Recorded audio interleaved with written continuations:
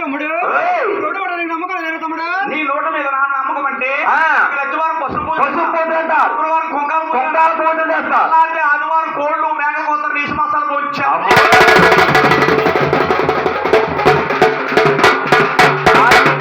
అంకితే చుట్టంటావు మేకపోతే తలకెత్తిపోతాం ఆ బాబోయ్ నిన్న ఎవరందరము